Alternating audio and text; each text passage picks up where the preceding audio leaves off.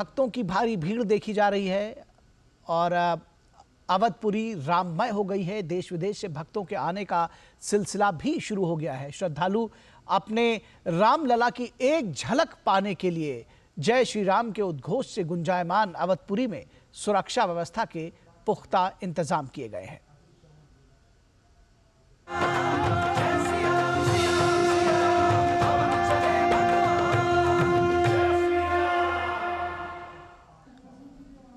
22 जनवरी को रामलला की प्राण प्रतिष्ठा के बाद बुधवार को दूसरे दिन भी बड़ी संख्या में राम भक्त रामलला के दर्शन के लिए पहुंच रहे हैं।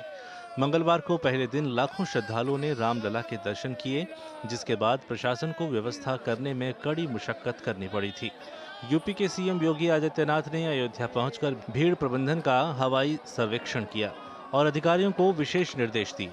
आज दूसरे दिन दर्शन के लिए किए गए इंतजाम पूरी तरह काम करते नजर आए और किसी प्रकार की अव्यवस्था नहीं दिखी। सभी श्रद्धालुओं को बहुत ही आसानी से दर्शन हो रहे हैं। बहुत बड़ी संख्या में यहाँ श्रद्धालु जो कल सुबह के टाइम में आए थे और जिसकी वजह से थोड़ी कतारें लंबी थी और लोगों को थोड़ा इंतज़ार करना पड़ा था दर्शन के लिए।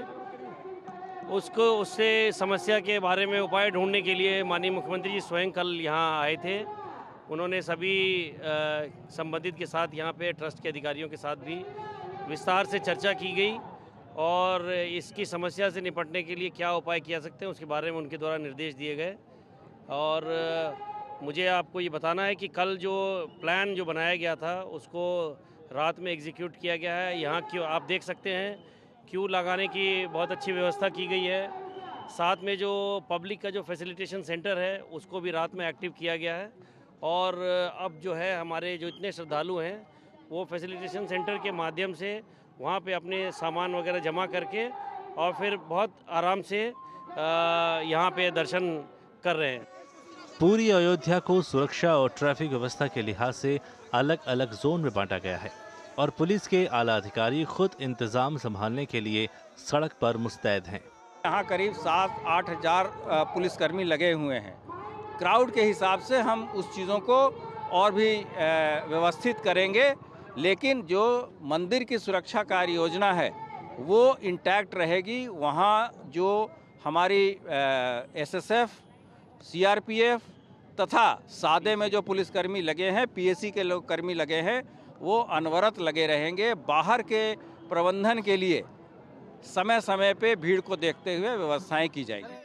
भगवान श्री राम के प्राण प्रतिष्ठा के बाद अभी 2 दिन ही हुए हैं, लेकिन लाखों राम भक्त अभी तक दर्शन कर चुके हैं और दर्शन करने वाले श्रद्धालु बहुत खुश हैं।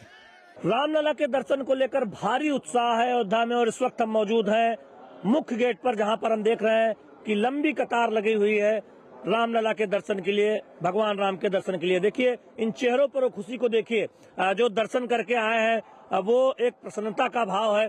क्या कहना चाहेंगे, बताइए क्या एहसास हुआ जब आपने रामलला के दर्शन किए? बहुत ही अच्छा एहसास हुआ। सबको करना चाहिए दर्शन, बहुत ही अच्छा लगा मुझे। सभी उत्साहित थे लेकिन सभी ने डिसिप्लिन फॉलो किया था, लाइन बना के जा रहे थे और वहाँ पे हमने जब दूर से ही रामलला के दर्शन हुए तो बस नजरें हट नहीं रही थी। बहुत अच्छा लगा, बहुत अच्छा एहसास था। मोदी जी को धन्यवाद करती हूँ कि उनके चलते ये सब मिलना देखने को, नहीं तो कभी जीवन में नहीं मिलता देखा। मैं राम का तो मत पूछिए, फिर दोबारा आने का मन ही नहीं कर रहा है कि यहाँ से हम जाए। तो मैं जम्मू कश्मीर की एक छोटी सी डिस्ट्रिक्ट पुंछ से आया हूँ, जो कि यहाँ से लगभग 1800 किलोमीटर की दूरी पे है और मुझे लगभग घर से निकले हुए 10 दिन हो गए। 21 तारीख से मैं सुल्तानपुर में था, क्योंकि आपको पता ही है आगे आने का किसी को भी मतलब इतना जो प्रोटोकॉल से वो नहीं था।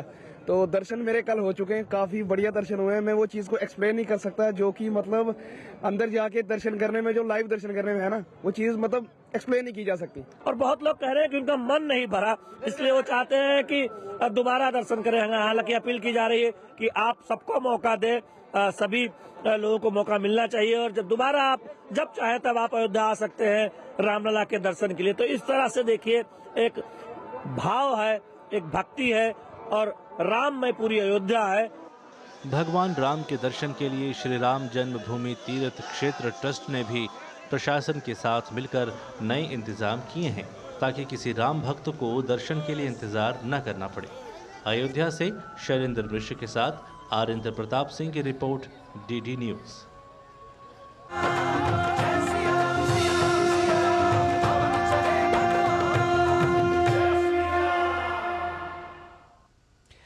अयोध्या में लाखों की संख्या में श्रद्धालु पहुंच रहे हैं। इन सब लोगों के लिए यहां अलग अलग क्षेत्र के लोग भोजन का प्रबंध करवा रहे हैं। इस बारे में हमारे संवाददाता ने कोलकाता के हिमाद्री फाउंडेशन के प्रदीप रस्तोगी से विशेष बातचीत की। ये भगवान राम की महिमा है कि अयोध्या में कोई भूखा नहीं रहता। तमाम मठ हैं, भंडारे चला करते हैं। बाहर से भी लोग राम भक्तों को भोजन देने के लिए आते हैं।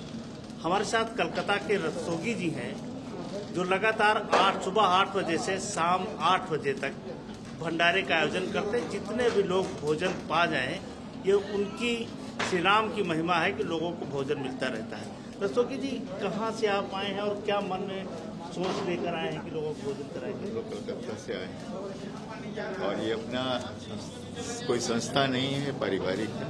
का नाम है हिमाद्री फाउंडेशन। इसके जो फाउंडर हैं इस संस्था के, का नाम है श्री श्याम सुंदर चौधरी जी।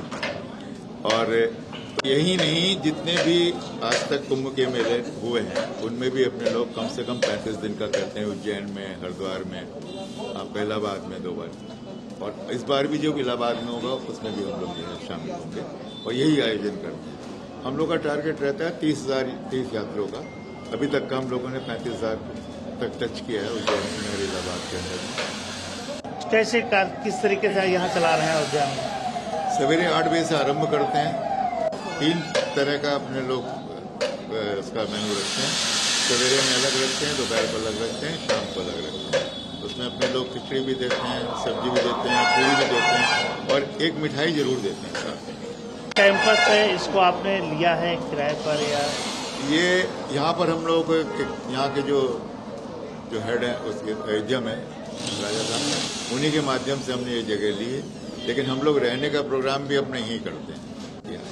देखिए, कहा जो लोग सुनते हैं कि अयोध्या आइए, आप ये सोच छोड़ दीजिए वहाँ कि क्या होगा, कैसे होगा। यहाँ सब प्रभु पूरा करता है। ताऊ जी के माध्यम से भोजन मिल सकता है, किसी मठ के माध्यम से मिल सकता है, लेकिन आप अयोध्या में भूखे नहीं सोएंगे। ये प्रभु श्री राम की महिमा है। कैमरामैन रामजी वाजपेयी के साथ रामेंद्र सिंह, टीवी न्यूज़, अयोध्या।